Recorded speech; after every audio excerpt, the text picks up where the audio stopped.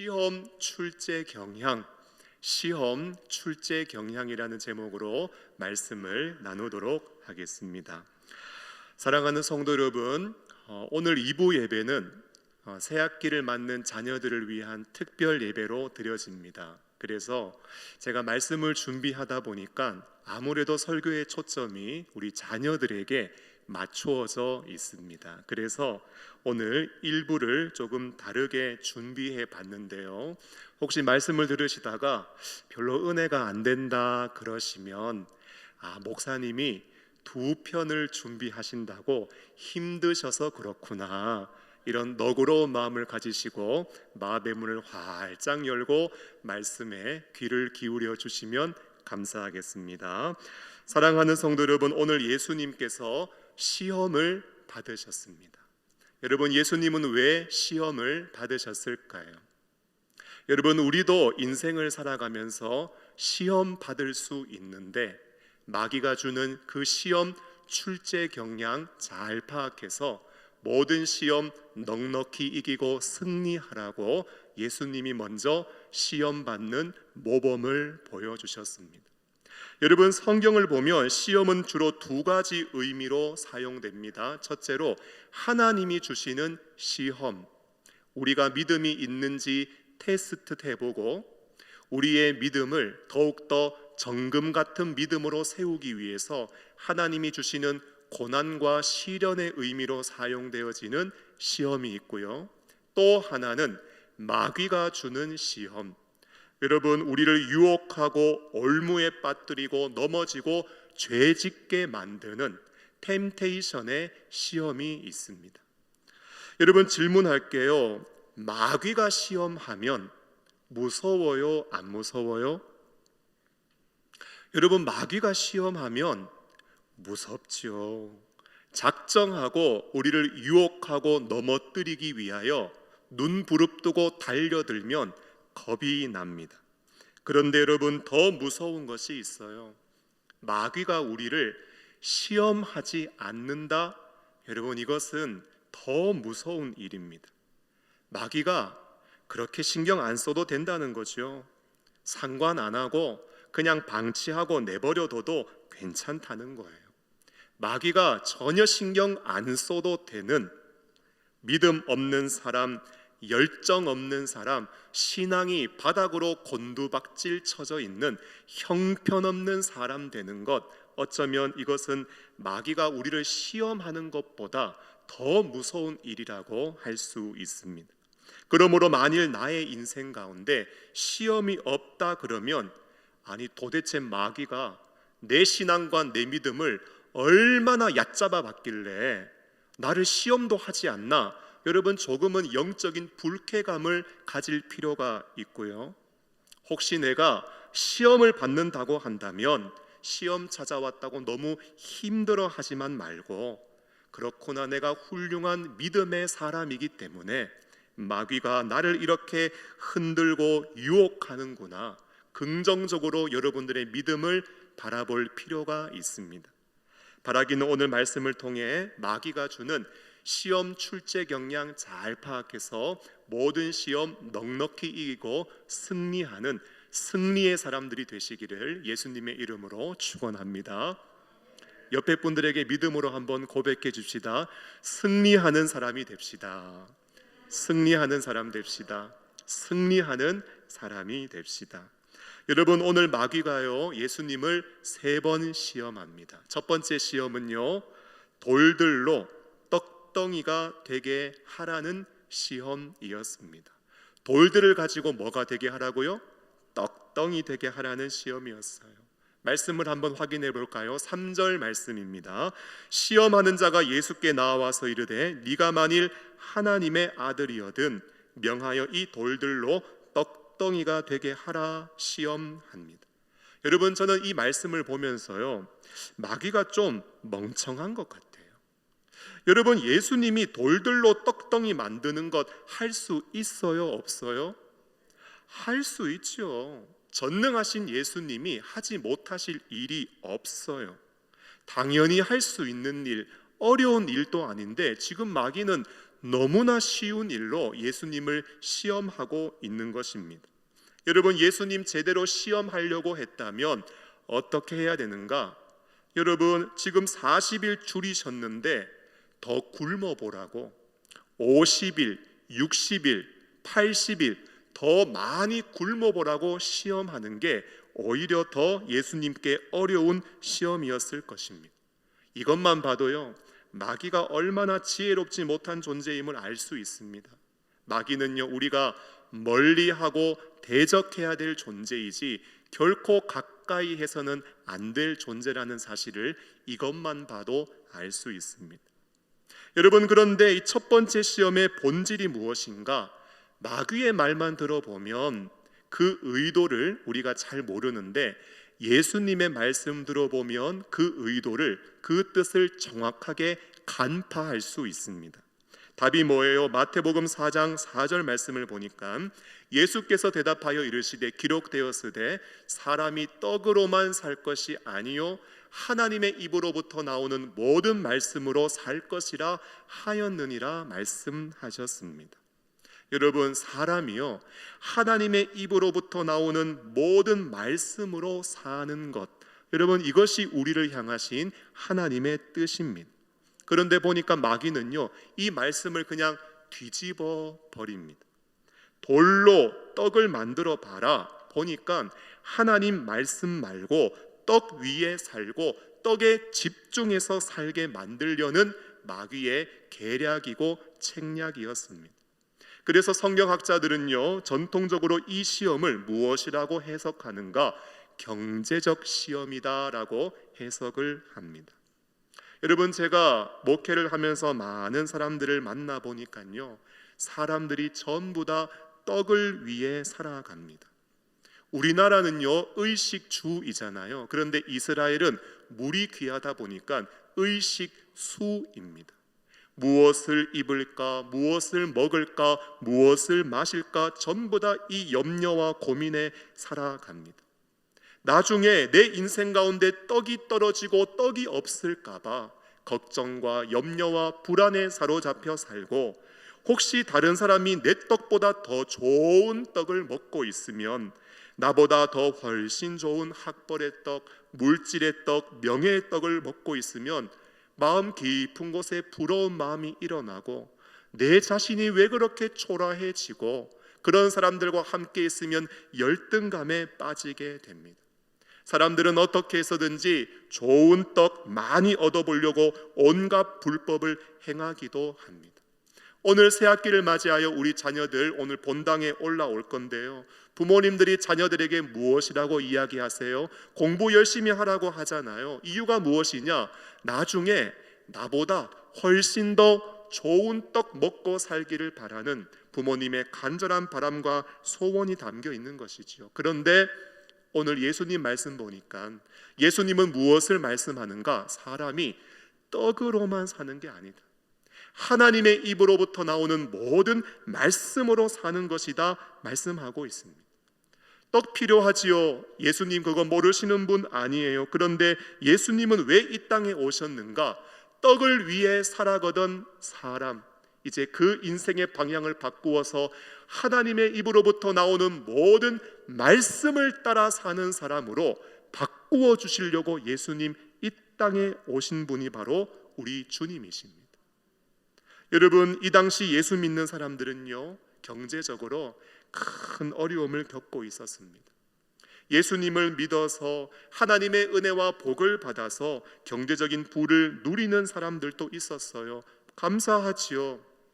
하지만 그 당시 많은 경우에는요 예수 믿는 것 때문에 고난당하고 시련당하고 재산을 몰수당하고 사회적으로 좋은 위치에 오르지 못하면서 내가 가지고 있는 믿음으로 말미암아 많은 한계와 어려움을 초대교회 성도들이 경험하며 살았습니다. 쉽게 말하니까요 예수 믿으니까 너무너무 경제적으로 힘든 거예요. 여러분, 사람이 연약한지라 마음이 흔들릴 수 있잖아요. 신앙이 뭐 중요해요? 지금 먹고 사는 게 더 중요하지. 여러분, 인간적으로 그런 생각 들고 마음이 들어서 마음이 고민되고 흔들리는 당시 성도들을 향하여 예수님이 하시는 말씀이 뭐냐? 사람이 떡으로만 사는 게 아니에요.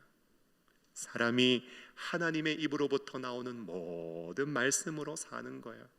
고난이 있고 먹고 사는 것 때문에 힘들고 어려워도 말씀 따라 사는 것이 우리 인생의 올바른 방향이니 끝까지 말씀 붙들고 살아라. 말씀 따라 사는 삶을 결코 포기하지 마라. 예수님은 우리에게 말씀하고 있는 것입니다. 여러분 기억하세요. 떡 위에 사는 삶은요, 어쩌면 책망을 받는 삶입니다.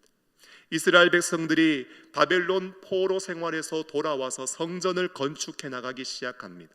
그런데 주변 나라로부터 방해가 있다 보니까 지금은 성전 건축할 때가 아닌가 보다, 지금은 우리의 신앙을 다시 재건하고 세우는 때는 아닌가 보다 해서 성전 건축 중단했는데 자그마치 14년 동안이나 중단했습니다. 그러자 하나님은 선지자 학개에게 말씀을 주시고 그 선지자를 통하여 하나님 말씀하셨는데 그 말씀이 무엇인가? 학개서 1장 4절 말씀을 보면 이 성전이 황폐하였거늘 너희가 이때에 판벽한 집에 거주하는 것이 옳으냐? 너희가 많이 뿌릴지라도 수확이 적으며 먹을지라도 배부르지 못하며 마실지라도 흡족하지 못하며 입어도 따뜻하지 못하고 일꾼이 싹쓸 받아도 그것을 구멍 뚫어진 전대에 넣음이 된다고 예수님은 그들의 삶을 책망하셨습니다. 어쩌면 이 말씀을 가지고 반론을 하실지도 몰라요. 아니 목사님, 떡 위에 살다 보니까요 말씀대로 되는 게 아니던데요. 수확이 많고요, 배부르고요, 흡족하던데요. 그런데 여러분, 저 성경의 말씀이 그대로 이루어지는 때가 있습니다. 언제인가? 주님 다시 오시는 그날입니다. 그날에는 내가 그동안 붙들고 살았던 모든 떡 이제 다 내려놓고 우리는 천국 하나님 나라에 가야 합니다. 여러분, 그렇게 떡 위에 살던 사람, 이제 성령께서 말씀 위에 살아가는 사람으로 그 10년과 삶을 바꾸어 놓았는데 자꾸만 떡을 위해 살아간다. 여러분, 어쩌면 이것은 마귀가 우리 속에서 역사하는 것이요, 말씀대로 살아가야 할 사람이 말씀 제쳐놓고 떡 위에 살아간다면 하나님의 사명과 뜻을 이 땅 가운데 이루는 인생과는 점점 더 거리가 생기게 되고 전부 다 하나님 좋은 일 아니고 마귀 좋은 일 시키는 것입니다. 여러분, 우리는 어떤 사람 되어야 하는가? 떡을 위해 사는 사람이 아니라 말씀 따라가는 사람. 말씀 따라 살다 보니까 하나님이 떡을 공급해 주시는 것, 날마다 일용할 양식을 먹여 주시는 것, 여러분 우리는 이것을 경험하며 살아야 하는 믿음의 사람들인 줄로 믿습니다. 제가 사역자로 처음 헌신했을 때 함께 동역하는 남자 사역자들과 마음과 뜻을 같이 해서 3명의 사역자가 함께 일주일에 딱 하루 시간을 정해놓고 밖에 나가서 노방 전도하려고 마음을 같이 한 적이 있습니다. 누구를 전도할까 고민하다가 가난하고 소외된 사람, 노숙자들을 찾아가 전도하기로 마음먹었습니다. 여러분, 3명이 모여서 한 주에 한 사람씩 10,000원 내니까 한 주에 얼마가 모여요? 30,000원 모이지요. 그 당시 김밥 파는 천국이라는 곳에서 한 줄에 1,000원짜리 김밥 팔았거든요. 그 30,000원으로 김밥 사면 몇 줄 살 수 있어요? 30줄 살 수 있죠. 그래서 사실 가서 돈을 드리면 노숙자분들은 전부 다 술 사드시기 때문에 오히려 밥을 드리고 또 복음을 전하자, 이렇게 마음과 뜻을 같이 하면서 복음을 전하러 나갔습니다. 첫날 음식점에 가서 김밥 30줄 준비해 달라고 주문을 했는데 갑자기 어떤 술 취한 아저씨가 들어와서 음식을 주문하세요. 그러자 주인 아주머니가요, 지금 단체 주문 들어와서 시간이 좀 걸리니까 좀 기다리라고 했는데 술 취한 아저씨가 기다려 주겠습니까? 혀 꼬부라진 소리를 하면서 도대체 그러자 주인 아주머니가 지금 단체 주문 들어와서 김밥 사고 있으니까 조금만 기다리라고 하는데 계속 진상을 부리는 거예요. 그러면서 주인 아주머니에게 무슨 단체 주문이냐고 물어보니까 제가 옆에서 저희가 교회 다니고 예수 믿는 사람들인데 노숙자분들에게 밥을 나누어 드리고 복음도 전해드리기 위해서 이 밤에 나왔습니다. 그러니까요, 그분이 뭐라고 하시는지 아세요? 아, 좋은 일 하네. 그러면서요, 갑자기 지갑을 열더니 저희 김밥값을 그분이 계산을 해주시는 거예요. 여러분, 제가 그거를 경험하면서 제가 깨닫게 된 게 무엇이냐? 이야, 하나님은 먼저 그 나라와 의를 구하는 사람에게 정말 더해 주시고, 하나님이 공급해 주시고, 하나님이 불신자를 들어서도 우리를 도와주실 수 있구나. 여러분, 제가 이걸 경험했어요. 사랑하는 성도 여러분, 성경은 먼저 그의 나라와 의를 구하라고 합니다. 그리하면 이 모든 것을 더한다고 주님은 약속하셨습니다. 여러분, 순서 바꾸지 마세요. 말씀 따라 살고 복음 위에 살고 믿음으로 살면서 하나님이 여러분들의 인생 속에 더해 주시고 복 주시는 풍성한 은혜를 경험하며 믿음으로 승리하는 승리의 사람들이 되시기를 예수님의 이름으로 축원합니다. 두 번째 시험은요, 하나님의 아들이어든 뛰어내리라는 시험이었습니다. 성전 꼭대기에 데리고 가서 뛰어내려 봐라, 이게 마귀가 주는 시험이었습니다. 5절과 6절 말씀을 보면은요, 이에 마귀가 예수를 거룩한 성으로 데려다가 성전 꼭대기에 세우고 이르되 네가 만일 하나님의 아들이여든 뛰어내리라. 기록되었을 때 그가 너를 위하여 그의 사자들을 명하시리니 그들이 손으로 너를 받들어 발이 돌에 부딪히지 않게 하리로다 하였느니라 말씀하고 시험하고 있습니다. 여러분, 말씀을 따라 산다고 했는데 어디 말씀대로 되는지 한번 보자. 두 번째 시험을 합니다. 여러분, 마귀는요, 하나님께서 택한 백성들 그 구원이 취소 안 된다는 것 알아요.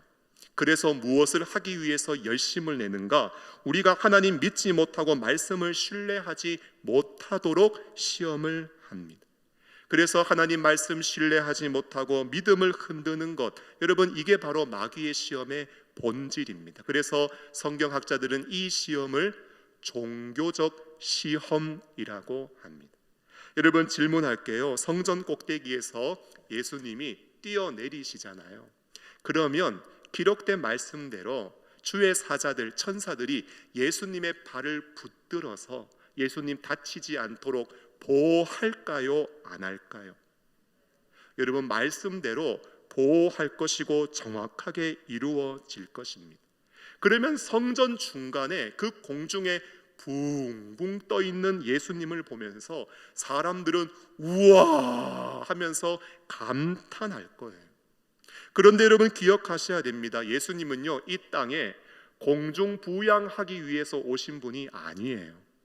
여러분, 예수님은 십자가에 죽으시고 우리 죄를 대속하시고 우리에게 의를 주기 위하여, 부활하시기 위하여 십자가의 죽음과 부활을 위해서 이 땅에 오신 분이 예수님이세요.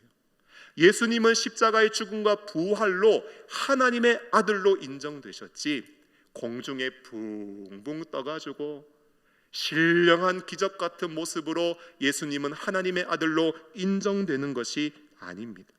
그러므로 우리가 믿음을 가지고 주님을 따라가면서 이적과 기적 같은 것으로 주님이 살아 계신가, 공중부양 같은 것으로 예수가 그리스도가 맞나, 이런 의심하지 말고 성경에 기록된 대로 우리 죄를 대신하여 십자가에 죽으시고 우리의 의로움을 위하여 다시 부활하신 예수가 그리스도임을 믿고 하나님 시험하지 말고 살라고 오늘 예수님은 7절에 무엇이라고 말씀하시는가? 예수께서 이르시되 또 기록되었으되 주 너의 하나님을 뭐하지 말라고요? 시험하지 말라고 예수님 말씀하고 있는 것입니다. 여러분, 우리에게는 성경책이 있잖아요. 이게 얼마나 감사한지 몰라요. 그런데 당시 초대교회 성도들의 예배를 한번 생각해 보면 말씀은 대부분 구약 성경 낭독이었습니다. 그리고 사도들이 그 구약의 말씀을 인용하면서 해석을 해줘요. 예수님은 구약의 예언대로 오신 그리스도이시다. 구약의 이 말씀이 바로 예수님을 가르치고 있다. 예수님은 사람으로 오셔서 우리의 죄를 대속하셨고, 예수님은 완전한 하나님으로 우리를 구원하셨고, 십자가에 죽으시고 부활하신 그분이 바로 그리스도이시다. 여러분, 예수님 당시의 설교는요, 모두 다 그리스도 중심적인 설교였습니다.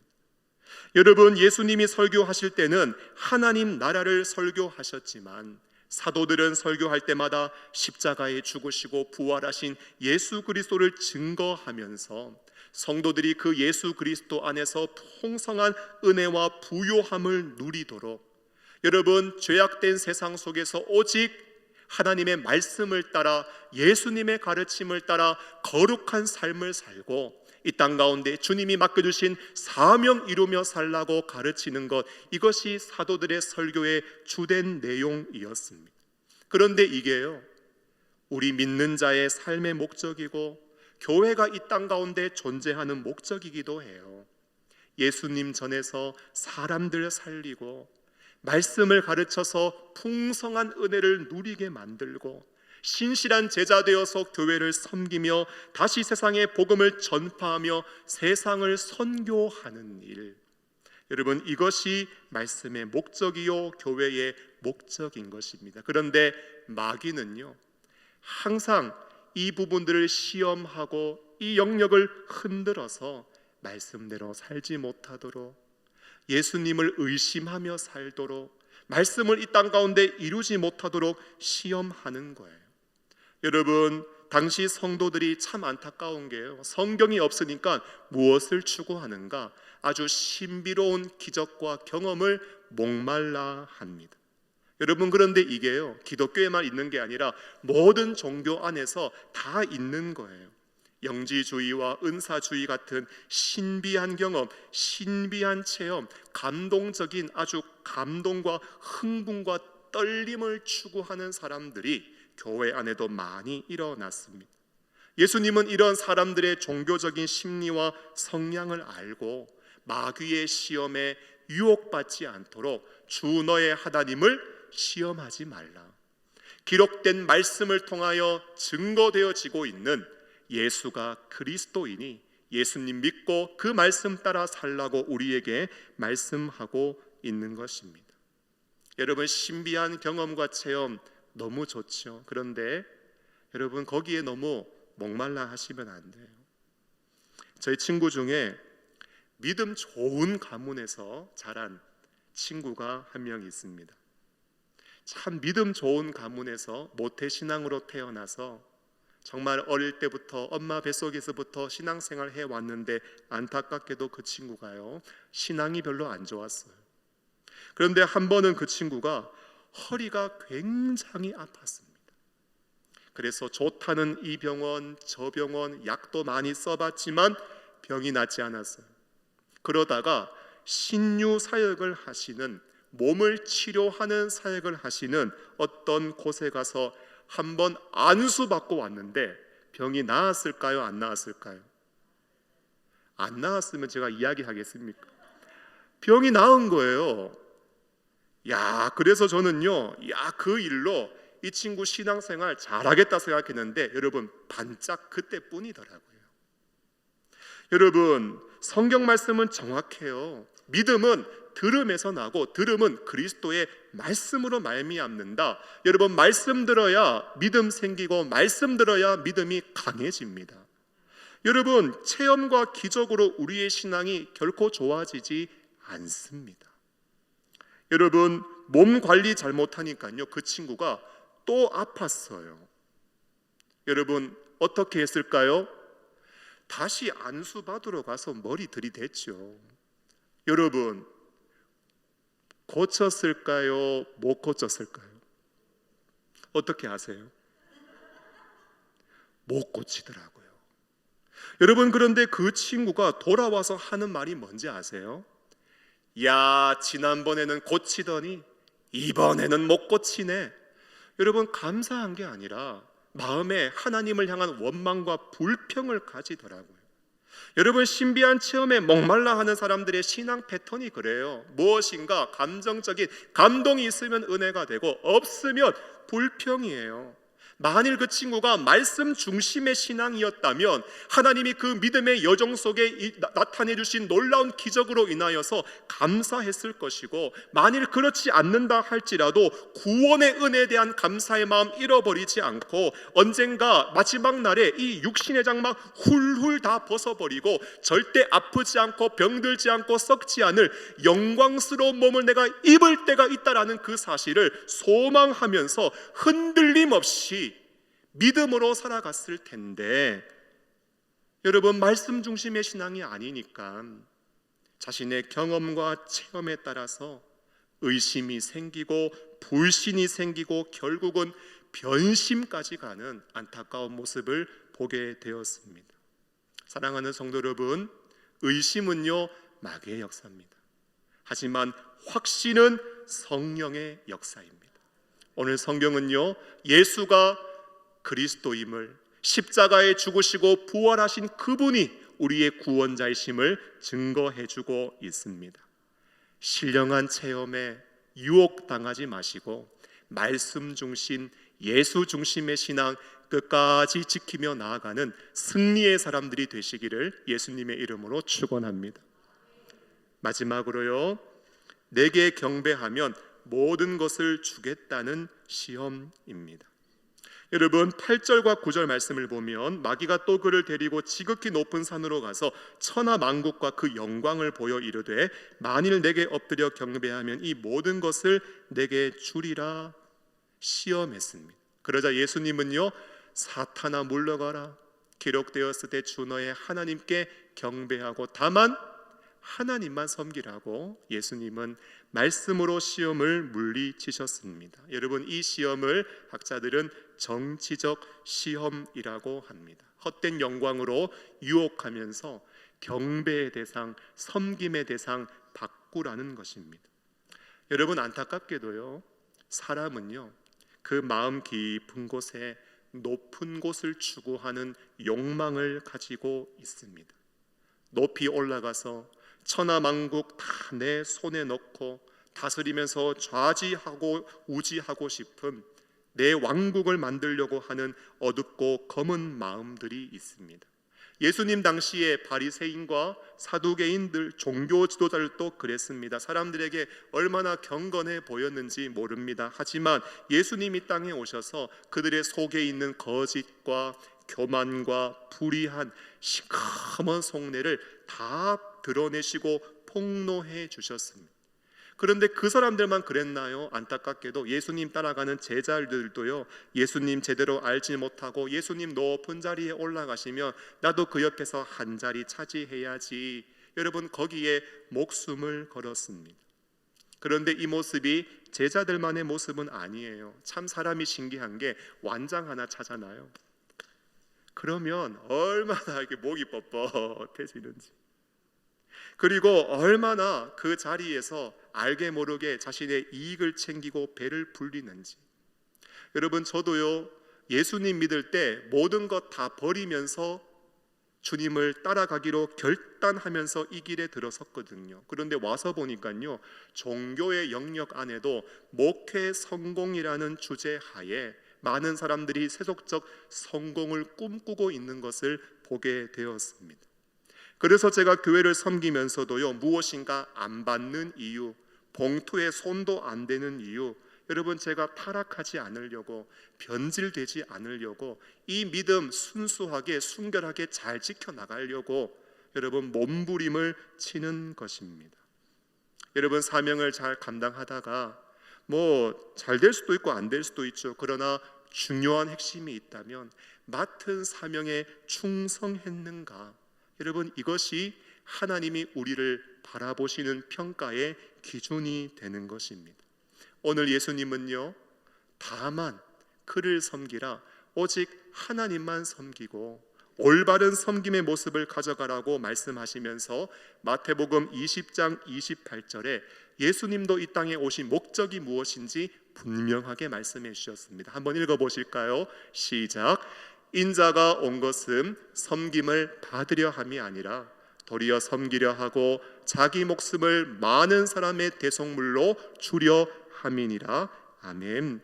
예수님 오신 목적을 말씀해 주셨어요.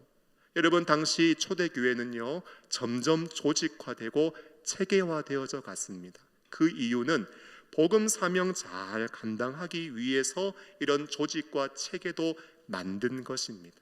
그런데 안타깝게도 사람들이 마치 계급장을 다는 것처럼, 마치 세상의 회사에서 승진하는 것처럼, 여러분 이런 조직과 체계와 질서 안에서 여러분 무엇인가 높이 올라가고 높이 승진하고 계급장을 하나 다는 것처럼 인식하게 되는 것, 여러분 이거 전부 다 마귀의 역사이고요, 하나님의 뜻을 변질시키고 바꾸어 놓은 마귀의 시험이고 유익입니다. 여러분, 우리는 끝까지 어떤 삶을 살아가야 하는가? 섬김의 삶을 살아가야 하는 줄로 믿습니다. 여러분, 제가 생각할 때 최고의 섬김은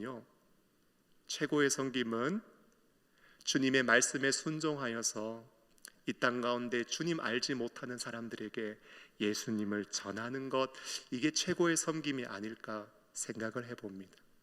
여러분, 복음 들고 밖에 나가 보면은요 낮아질 수밖에 없어요.